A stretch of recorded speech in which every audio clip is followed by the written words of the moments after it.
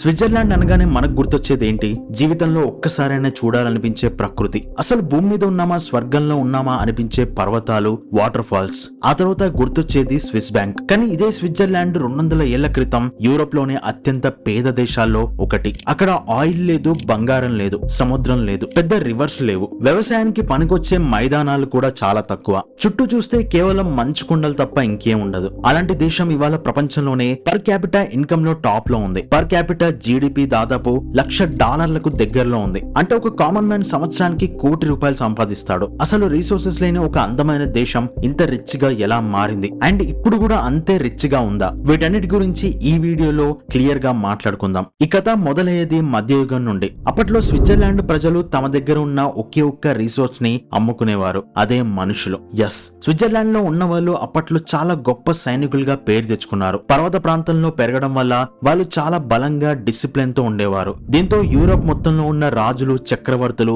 Switzerland సైనికులను తమ యుద్ధాల కోసం రెంట్కి తీసుకునేవాళ్ళు. ఫ్రాన్స్ రాజు దగ్గర నుండి పోప్ దగ్గర వరకు అందరికీ స్విట్జర్లాండ్ సైనికులే బాడీ గార్డ్లు. ఇప్పటికీ వాటికన్ లో పోప్ ను కాపాడేది స్విట్జర్లాండ్ సైనికుడే. ఇది ఇప్పటికీ కొనసాగుతున్న ఒక సాంప్రదాయం. దీన్నే మెర్సినరీ అంటారు. ఈ మెర్సినరీ వ్యాపారం ద్వారా స్విస్ కుటుంబాలకు, ముఖ్యంగా వాళ్ళ నాయకులకు రాజుల నుండి భారీగా బంగారం వచ్చేది. కానీ ఇక్కడే స్విట్జర్లాండ్ వాళ్ళు చాలా తెలివిగా ఆ డబ్బుని లగ్జరీ కోసం ఖర్చు పెట్టకుండా యూరోప్ మొత్తంలో ఉన్న రాజులకు, వ్యాపారులకు అప్పుగా ఇవ్వడం మొదలు పెట్టారు. ఇక్కడే స్విస్ బ్యాంకింగ్ కి పునాది పడింది. కానీ యుద్ధాల్లో మనుషులను పంపించడం అనేది ఎప్పటికీ కంటిన్యూ అయ్యే వ్యాపారం కాదు కదా. 16వ శతాబ్దం మధ్యలో స్విస్ వాళ్ళు ఏ యుద్ధంలోనూ పార్టిసిపేట్ చేయకూడదు అని డిసైడ్ అయ్యారు. ఎందుకంటే యుద్ధాల్లో పాల్గొంటే మనుషులను కోల్పోవాల్సి వస్తుంది, దాంతో పాటు డబ్బు కూడా పోతుంది. కానీ న్యూట్రల్ గా ఉంటే రెండు వైపులా ఉన్న వాళ్ళతో వ్యాపారం చేయొచ్చు. ఇదే ప్రిన్సిపల్ తో స్విట్జర్లాండ్ వాళ్ళు డబ్బులు సంపాదించడం మొదలు పెట్టారు. 1815లో యూరోప్ దేశాలన్నీ కలిసి స్విట్జర్లాండ్ ఎప్పటికీ న్యూట్రల్ గా ఉంటుంది అని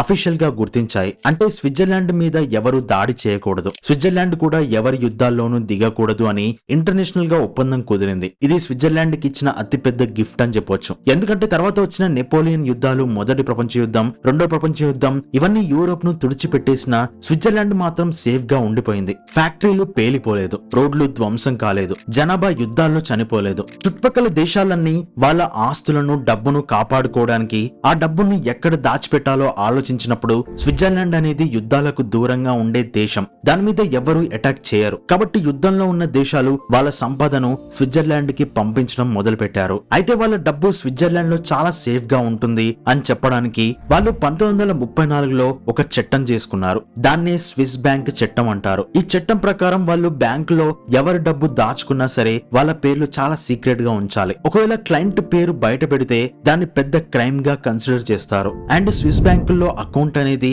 అసలు పేరు లేకుండా కూడా జస్ట్ నెంబర్స్ తోనే ఓపెన్ చేసుకోవచ్చు. అప్పుడు ఆ అకౌంట్ ఎవరిది అనే మ్యాటర్ తెలుసుకోవడం కూడా చాలా కష్టం అవుతుంది. ఎగ్జాక్ట్ గా ఇవన్నీ ఒకప్పుడు దేశాలకు చాలా హెల్ప్ అయ్యాయి. వాళ్ళ సంపద సేఫ్ గా ఉండిపోయింది. అండ్ ఇప్పుడు అదే సిస్టమ్ ప్రపంచవ్యాప్తంగా ఉన్న పొలిటీషియన్లకు, పెద్ద పెద్ద క్రిమినల్స్ కు, బిజినెస్ పీపుల్ కి చాలా యూజ్ అవుతుంది. అప్పటి నుండి స్విస్ బ్యాంక్ సిస్టమ్ అనేది హ్యూజ్ లెవెల్లో డెవలప్ అయింది. అయితే ఈ కథలో డార్క్ సైడ్ కూడా ఉంది. రెండో ప్రపంచ యుద్ధం టైంలో జర్మనీ దేశం యూదుల నుండి, అలాగే ఆక్రమించుకున్న దేశాల నుండి దోచుకున్న బంగారాన్ని స్విస్ బ్యాంకులో దాచుకుంది. కొన్ని అంచనాల ప్రకారం 100 టన్నుల దోచుకున్న బంగారం స్విట్జర్లాండ్ కి వెళ్లిపోయింది. యుద్ధం అయిపోయాక కూడా ఈ డబ్బులో చాలా భాగం అసలు ఓనర్స్ కి తిరిగి రాలేదు. దశాబ్దాల తర్వాత 1990లో దీనిపై ఇంటర్నేషనల్ గా ప్రెషర్ పెరిగింది. స్విట్జర్లాండ్ దీని మీద ఇన్వెస్టిగేషన్ చేసి కొంత డబ్బు తిరిగి ఇచ్చేసింది. అయితే స్విట్జర్లాండ్ అంటే బ్యాంకింగ్ ఒక్కటే కాదు. ఈ దేశం దగ్గర నేచురల్ రిసోర్సెస్ లేకపోవడం వల్ల వాళ్ళు మనుషుల మీద ఇన్వెస్ట్ చేయడం మొదలు పెట్టారు. అంటే 1848లో కొత్త రాజ్యాంగం వచ్చిన తర్వాత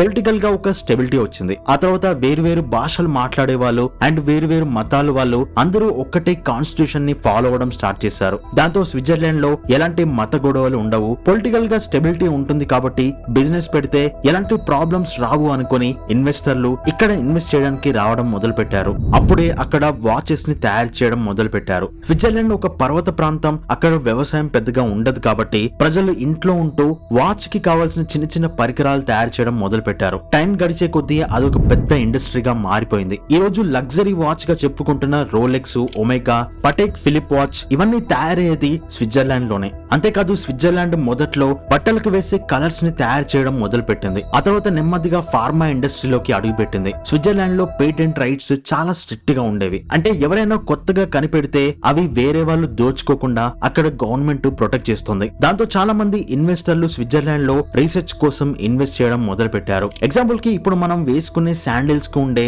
వెల్క్రోని కనిపెట్టింది, అలాగే ఎలక్ట్రిక్ టూత్ బ్రష్ ని, అల్యూమినియం ఫాయిల్ ఇవన్నీ కనిపెట్టింది స్విట్జర్లాండే. రెండో ప్రపంచ యుద్ధం అనేది స్విట్జర్లాండ్ కి ఒక టర్నింగ్ పాయింట్. యూరోప్ మొత్తం శిథిలావస్థలో ఉన్నప్పుడు స్విట్జర్లాండ్ ఫ్యాక్టరీలు, రోడ్లు, రైల్వే, బ్యాంకులు అన్ని చెక్కు చెదరకుండా ఉన్నాయి. యుద్ధం అయిపోగానే యూరోప్ దేశాలన్నీ మళ్ళీ కొత్తగా కట్టుకుంటున్నాయి. కానీ స్విట్జర్లాండ్ మాత్రం అప్పటికే డెవలప్ అయి ఉంది. దాని దగ్గర ఇండస్ట్రీస్ ఉన్నాయి. దాంతో 1950ల నుండి 1970ల వరకు స్విట్జర్లాండ్ ఎకానమీ పరంగా చాలా డెవలప్ అయింది. దీన్ని స్విస్ మిరాకిల్ అని కూడా పిలుస్తారు. అయితే స్విట్జర్లాండ్ ఎప్పుడూ కూడా ఒకే సెక్టార్ మీద డిపెండ్ అవ్వలేదు. Banking, watches, chocolate, pharma, precision engineering, insurance, tourism ఇలా అన్ని కలిపి స్విట్జర్లాండ్ ని నిలబెట్టాయి. ఒక సెక్టార్ డౌన్ అయినప్పుడు ఇంకొక సెక్టార్ హైలో ఉండేది. ఇంకొక ఇంట్రెస్టింగ్ థింగ్ ఏంటంటే యూరోప్ లో అన్ని దేశాలు కలిసి ఒక యూనియన్ గా ఉంటాయి. కానీ స్విట్జర్లాండ్ మాత్రం యూరోపియన్ యూనియన్ లో లేదు. దానికంటూ సొంత కరెన్సీ ఉంది, సొంత రూల్స్ ఉన్నాయి. అందుకే ఫైనాన్షియల్ క్రైసిస్ వచ్చినప్పుడు స్విట్జర్లాండ్ పెద్దగా ఎఫెక్ట్ అవ్వలేదు. స్విస్ కరెన్సీ అనేది ఇప్పటికీ చాలా స్ట్రాంగ్ కరెన్సీ. అందుకే చాలా మంది వాళ్ళ డబ్బులను స్విస్ కరెన్సీలోకి మార్చుకుని సేఫ్ గా పెట్టుకుంటారు. స్విట్జర్లాండ్ లో ఎడ్యుకేషన్ గురించి చెప్పుకుంటే ప్రపంచంలోనే టాప్ యూనివర్సిటీలు ఇక్కడ ఉన్నాయి. స్వయంగా ఆల్బర్ట్ ఐన్స్టీన్ చదువుకున్నది కూడా ఈటీహెచ్ జ్యూరిక్ యూనివర్సిటీలోనే. ఇక్కడ పుస్తకాల చదువు కంటే ప్రాక్టికల్ చదువుకు చాలా ఇంపార్టెన్స్ ఉంటుంది. అంటే స్టూడెంట్స్ కి డైరెక్ట్ గా ట్రైనింగ్ ఇవ్వడం, దాంతో వాళ్ళు ఈజీగా ఇండస్ట్రీలోకి వెళ్ళిపోతారు. కాబట్టి అన్ఎంప్లాయ్మెంట్ అనేది చాలా తక్కువ. అండ్ స్విట్జర్లాండ్ లో ట్యాక్సులు కూడా చాలా తక్కువ. అందుకే చాలా మల్టీనేషనల్ కంపెనీలు ఇక్కడ హెడ్ ఆఫీసులను పెట్టుకున్నాయి. ఇప్పుడు క్వశ్చన్ ఏంటంటే, ఇంత చిన్న దేశం అసలు రిసోర్సెస్ లేకపోయినా సరే ఇంత రిచ్ గా ఎలా మారింది అంటే ఆన్సర్ చాలా సింపుల్. ఆయిల్, బంగారం లాంటి రిసోర్సెస్ ఉంటే చాలా దేశాలు వాటి మీద డిపెండ్ అయిపోయి మిగతా వాటిని పెద్దగా పట్టించుకోవు. కానీ స్విట్జర్లాండ్ కి అవేవి లేవు కాబట్టి వాళ్ళ ప్రజల మీద, స్కిల్స్ మీద ఇన్వెస్ట్మెంట్ పెట్టింది. యుద్ధాలు జరిగినప్పుడు న్యూట్రల్ గా ఉండడం వల్ల డ్యామేజ్ అనేది లేదు. అయితే స్విట్జర్లాండ్ లో పాజిటివ్స్ తప్ప నెగిటివ్స్ లేవా అంటే ఉన్నాయి. ప్రపంచంలో ఉన్న ఇల్లీగల్ డబ్బు అంతా ఇక్కడే ఉంది. వాళ్ళు పాటించే స్విస్ బ్యాంక్ రూల్స్ చాలా సార్లు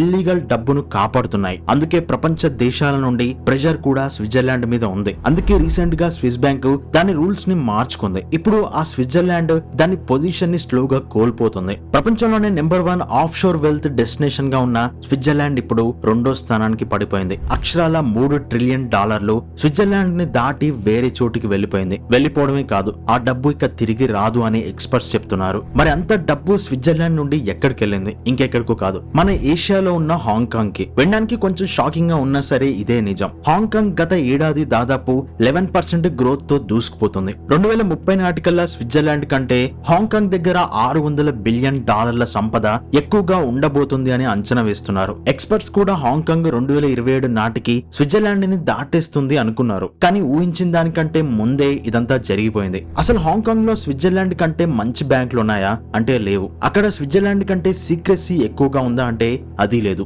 అయినా సరే అంత డబ్బు హాంకాంగ్ కి ఎందుకు క్యూ కడుతోంది? దీనికి కారణం ట్యాక్సులు కాదు, బ్యాంకులు కాదు, కేవలం ఒకే ఒక్క పదం, అదే యాక్సెస్.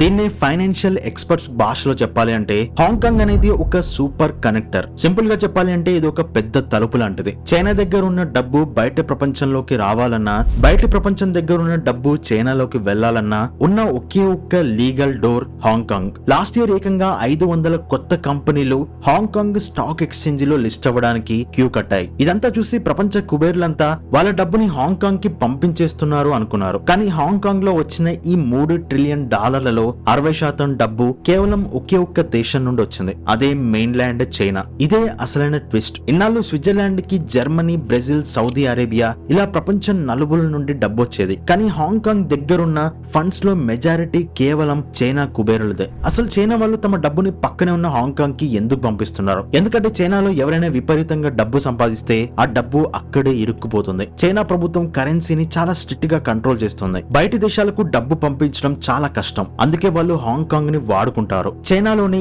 షెంజన్ సిటీ నుంచి హాంకాంగ్ కి కేవలం 40 కిలోమీటర్ల దూరం. ఇక్కడ నుండి అక్కడికి డబ్బు వెళ్ళింది అంటే ఒక క్లోజ్డ్ సిస్టమ్ నుండి ఓపెన్ ఫైనాన్షియల్ సిస్టమ్ లోకి అడుగు పెట్టినట్టే. హాంకాంగ్ బ్యాంకులు డైరెక్ట్ గా న్యూయార్క్, లండన్ బ్యాంకులతో కనెక్ట్ అయి ఉంటాయి. చైనా కుబేర్లకి వాళ్ళ డబ్బును సేఫ్ గా బయట ప్రపంచంలో పెట్టుబడి పెట్టడానికి పక్కనే ఉన్న హాంకాంగ్ కంటే బెస్ట్ ఆప్షన్ ఇంకొకటి లేదు. మరి మిగతా 40% డబ్బు ఎక్కడి నుండి వస్తుంది అంటే అది కూడా మన ఏషియా చుట్టుపక్కల దేశాలైన ఇండియా, సౌత్ సౌత్ ఏషియా నుండి వస్తుండగా ఇంకొక పెద్ద భాగం యూరోప్ గల్ఫ్ కంట్రీస్ నుండి వస్తుంది. వీళ్ళంతా ఎందుకు వస్తున్నారంటే చైనా టెక్నాలజీ మ్యానుఫ్యాక్చరింగ్ లో పెట్టుబడులు పెట్టడానికి. చైనాలో బిజినెస్ చేయాలంటే వాళ్ళకి హాంకాంగ్ రూట్ చాలా ఈజీ. ఇది కేవలం పెద్ద పెద్ద బిలియనీర్లకే కాదు, యూరోప్ లో ఉండి ఒక చిన్న ఈ కామర్స్ వెబ్సైట్ రన్ చేస్తూ చైనాలో ప్రొడక్ట్స్ తయారు చేయించుకొని ప్రపంచవ్యాప్తంగా అమ్ముకునే చిన్న చిన్న బిజినెస్ మ్యాన్స్ కూడా ఇప్పుడు హాంకాంగ్ ని వాడుకుంటున్నారు. ఎందుకంటే ఇక్కడ ఒక కంపెనీని రిజిస్టర్ చేయడం చాలా ఈజీ. మీరు హాంకాంగ్ వెళ్లాల్సిన అవసరం కూడా లేదు. అక్కడ లోకల్ పార్ట్నర్స్ ఉండాల్సిన పని లేదు. పైగా సేల్స్ ట్యాక్స్ లాంటివి అస్సలు ఉండవు. మీకు ఎంత ప్రాఫిట్ వస్తుందో దాని మీద మాత్రమే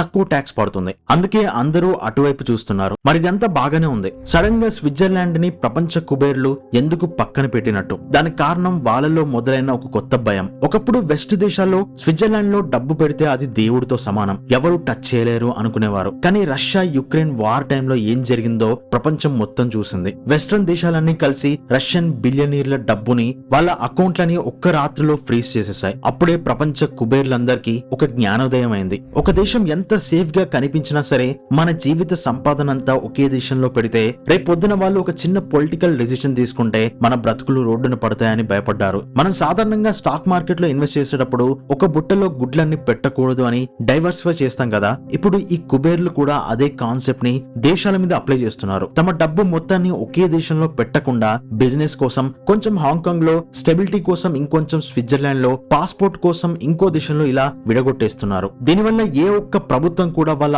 ఆస్తుల మొత్తాన్ని లాక్కోలేదు. ఈ భయమే స్విట్జర్లాండ్ లో ఉన్న లక్షల కోట్ల డబ్బు హాంకాంగ్ కి వెళ్లిపోయేలా చేసింది. ఇదంతా విన్నాక మీకు ఒక డౌట్ రావచ్చు, స్విట్జర్లాండ్ పని ఇంకా అయిపోయినట్టేనా అని. కానీ ఇక్కడే అసలు ట్విస్ట్ ఉంది. అదేంటంటే లాస్ట్ ఇయర్ ఏకంగా 3,000 మంది కొత్త మిలియనీర్లు ప్రపంచంలోని వేరే దేశాల నుండి వాళ్ళ ఫ్యామిలీస్ తో సహా స్విట్జర్లాండ్ కి షిఫ్ట్ అయిపోయి అక్కడే ఇల్లు కొనుక్కొని సెటిల్ అయిపోయారు. ఎందుకంటే బిజినెస్ చేయడానికి హాంకాంగ్ బెస్ట్ ప్లేస్ ఏమో, కానీ ప్రశాంతంగా బ్రతకడానికి స్విట్జర్లాండ్ ని మించిన దేశం లేదు. అక్కడ పాలిటిక్స్ చాలా బోరింగ్ గా ఉంటాయి. అంటే ఎలాంటి గొడవలు ఉండవు. లీగల్ సిస్టమ్ చాలా స్ట్రాంగ్. హెల్త్ కేర్ ప్రపంచంలోనే బెస్ట్. ట్రైన్స్ టైం కి నడుస్తాయి. వాళ్ళ పిల్లలు స్కూల్ కి వెళ్తే 3 భాషలు నేర్చుకుని బయటకు వస్తారు. ఒక రిచ్ పర్సన్ ఎలాంటి టెన్షన్ లేకుండా ప్రశాంతంగా నిద్రపోవాలి అంటే వాళ్ళ ఫస్ట్ చాయిస్ స్విట్జర్లాండే. ఎంతలా అంటే చైనా నుండి, హాంకాంగ్ నుండి ఫండ్స్ పంపిస్తున్న చైనా మిలియనీర్లు కూడా స్విట్జర్లాండ్ వెళ్లిపోయి సెటిల్ అవుతున్నారు. మొత్తానికి చెప్పాలంటే స్విట్జర్లాండ్ కథ మనకి చెప్పేది ఏంటంటే, ఒక దేశం రిచ్ గా మారాలి అంటే దాని దగ్గర ఆయిల్ కానీ బంగారం కానీ ఉండాల్సిన అవసరం లేదు. పొలిటికల్ స్టెబిలిటీ ఉన్నప్పుడు రాజకీయ నాయకులు ప్రజల్ని మతాల పేరుతో కానీ కులాల పేరుతో కానీ రెచ్చగొట్టడం ఆపేస్తారు. అప్పుడు మీడియా కూడా ఏ పొలిటికల్ పార్టీ కోసం పనిచేయకుండా ప్రాబ్లమ్స్ మీద డిబేట్స్ పెడుతుంది. అప్పుడు ప్రాబ్లమ్స్ సాల్వ్ అవుతాయి. ప్రజలు డెవలప్ అవడం మీద ప్రభుత్వాలు ఫోకస్ చేస్తాయి. ఇండస్ట్రీలు వస్తాయి, ప్రొడక్ట్స్ తయారవుతాయి. వాటిని గ్లోబల్ మార్కెట్ లో అమ్ముకొని ఆ దేశం రిచ్ అవుతుంది. అలాంటప్పుడు ఎంత చిన్న దేశం అయినా సరే డెవలప్ అవుతుంది. సో దీని గురించి మీరేమనుకుంటున్నారు కింద కామెంట్ లో చెప్పండి. అండ్ ఇలాంటి వీడియోస్ రెగ్యులర్ గా చూడాలి అనుకుంటే మన ఛానల్ ని సబ్స్క్రైబ్ చేసుకోండి. ఎందుకంటే ఎంతో కొంత కొత్త ఇన్ఫర్మేషన్ మీకు ఇచ్చానని అనుకుంటున్నాను. And thanks for watching.